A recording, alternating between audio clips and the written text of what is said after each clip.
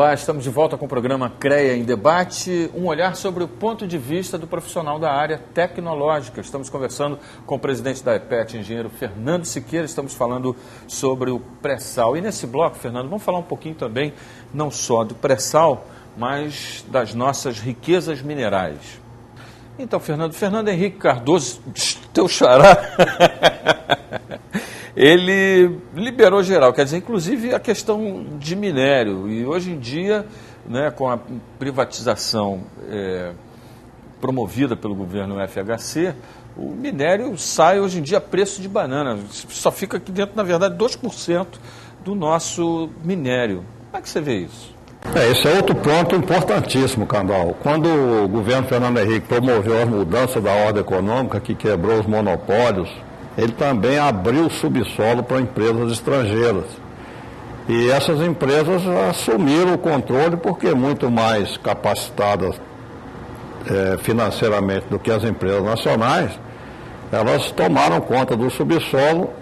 A Vale do Rio Doce foi privatizada, né? Quase desnacionalizada, e hoje elas exportam os nossos minérios e pagam esses 2% absurdamente baixos para o povo brasileiro. Então, um dos maiores itens da nossa pauta de exportação não representa um benefício para o povo brasileiro. 2% é nada.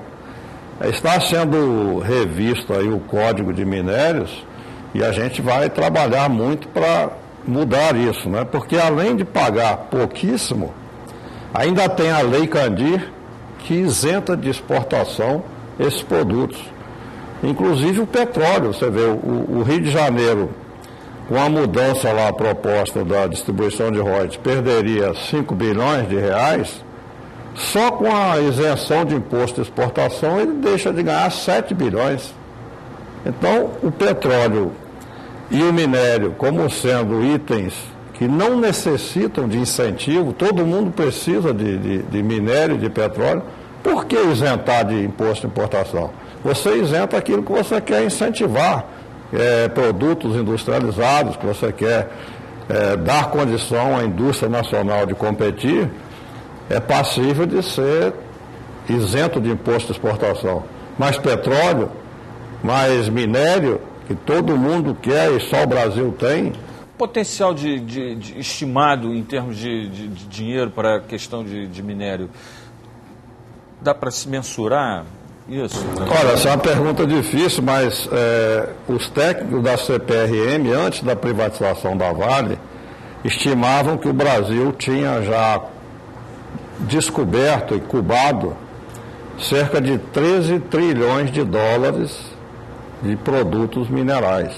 Só a Vale tinha direitos minerários de 3 trilhões.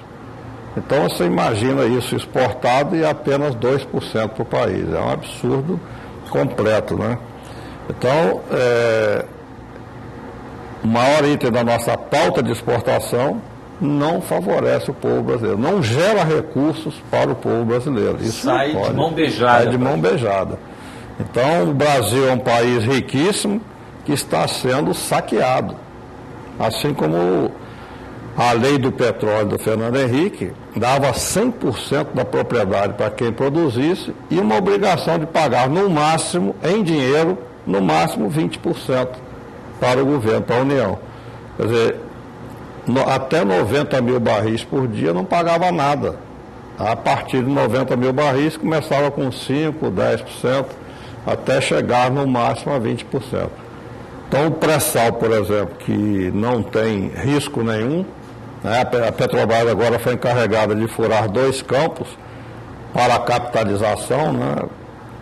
Eram campos da União, e descobriu Libra e Franco, cada um com 4,5 bilhões de barris e o outro com 10 bilhões. Só os 2 campos são mais do que a gente tinha de reservas, né? E agora a nossa campanha, o que eu acho que o CREA deve entrar nessa, a EPET já está, o Clube de Engenharia também, é para que não se leiloe esses campos. Você tem 2 campos descobertos, não são áreas passíveis de descoberta, não. É petróleo descoberta, reserva comprovada. Garantido. Garantido. Então não tem sentido você leiloar petróleo. Como a lei, no seu artigo 12º, dá ao governo, em casos especiais, o direito de contratar diretamente a Petrobras, a nossa campanha é que a Petrobras seja operadora já desses dois campos. Então entra aí 5 bilhões de barris para capitalização e os outros 10 ela vai produzir como operadora dos dois campos.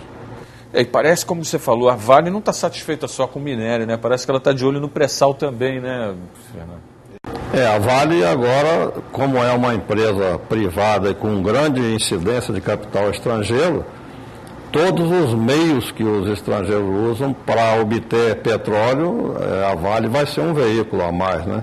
Você tem a Ásia, não tem petróleo e tem desenvolvimento, a Europa está na pior situação de todas, e os Estados Unidos numa situação também bem complicada por não ter petróleo suficiente para o seu desenvolvimento. Os Estados Unidos esbanja petróleo. Os Estados Unidos consome 24 barris por habitante ano. A Europa, que tem a mesma condição climática para aquecimento, consome 11. A China, 3. O terceiro mundo, 2 barris por habitante ano. Então, se, por exemplo, a China consumir o que a Europa consome, o petróleo não vai dar. E se consumir o que os Estados Unidos consomem, aí o mundo vai explodir de poluição. O maior cupim de petróleo são os Estados Unidos, né? Estados Unidos. Eles esbanjam a energia que não tem. Esse é que é o problema principal, né?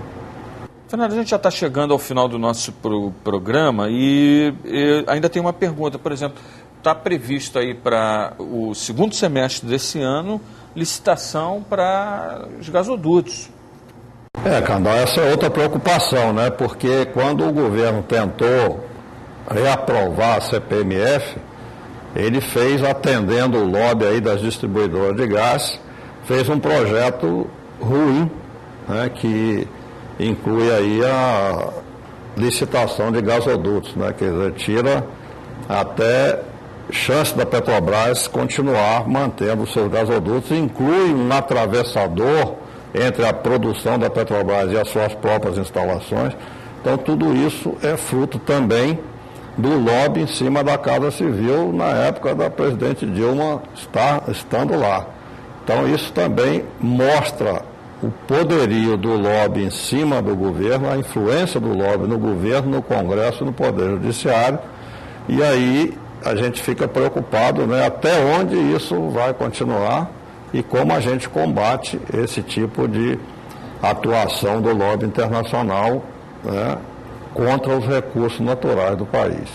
Perfeito. Muito obrigado pela tua participação, Fernando. Foi um prazer tê-lo aqui e parabéns pelo seu trabalho, incansável guerreiro nessa luta em defesa da nossa soberania e defesa do nosso petróleo. Muito obrigado. É um prazer falar aqui pelo CREA, que é também uma voz em defesa da soberania nacional. Perfeito.